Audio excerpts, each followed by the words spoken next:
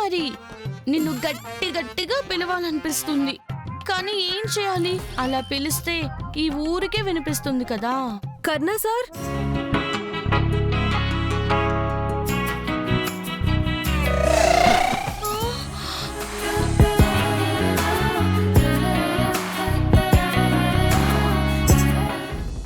మీరు చాలా సులభంగా చెప్తున్నారు మేడం.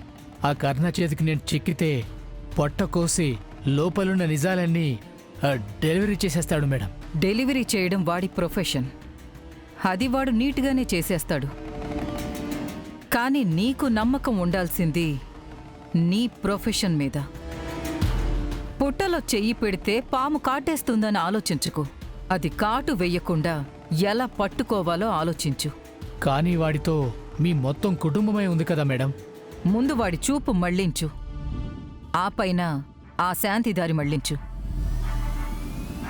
ఆమెకి ఆ నిజం తెలిసిపోయిందంటే మనం తల దాచుకోవడానికి కొత్త చోటు వెతుక్కోవాల్సి వస్తుంది.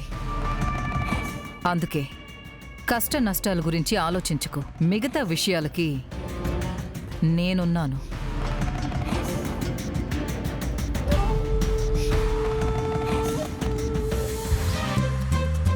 నా బాయ్ ఫ్రెండ్ ఇక్కడే ఉన్నా ఆయన పేరు చెప్పడానికి నేను ఆలోచిస్తుంటే ఈవిడ గారు నా బాయ్ ఫ్రెండ్ పేరు ఊరికి వినిపించేలా అరుస్తుంది. నిన్ను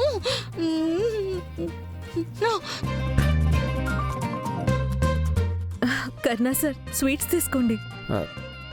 ఎందుకు? అదా, జీ పవర్ లో రాజకుమారి సీరియల్ వస్తోంది కదా, అందులో హీరోయిన్ గిల్లి కజ్జాను పెట్టుకుని మళ్ళీ స్వీట్ ఇచ్చి ఇచ్చి తను హీరోయిన్ పటాయిస్తుంది. చూస్తుండండి. స్వీట్ తీసుకోండి. No thanks. నాకు అదంతా తెలియదు, మీరు తినాలి. తీసుకోండి.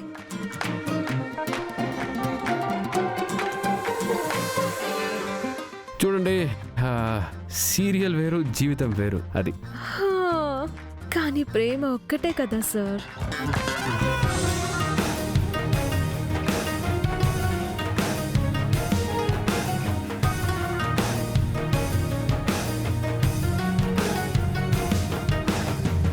ఓయ్,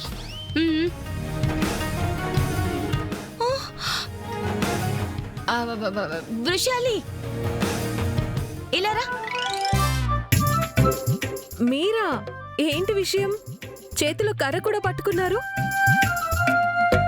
మీ అమ్మ అప్పటి నుంచి నేను పిలుస్తున్నారు. వెళ్ళి ఏంటో అడుగు.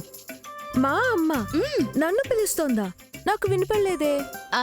నీకు వినిపించలేదనే కదా నేను చెప్తున్నాను. వెళ్ళి అడుగు. స్వీట్ కావాలా?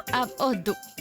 అయ్యా, జీ పవర్ లో రాజకుమారి అనే సీరియల్ వస్తోంది కదా, అందులో. ఆగు, ఇవ్వు. మీ అమ్మ అప్పటి నుంచి పిలుస్తున్నారు. వెళ్ళి ఏంటో అడుగు. వెళ్ళు త్వరగా.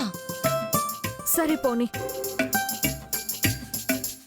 నువ్వెన్ని స్వీట్స్ ఇచ్చినా ఈ కథలో నా హీరోని నీ వంక తెరే కూడా చూడనివ్వను.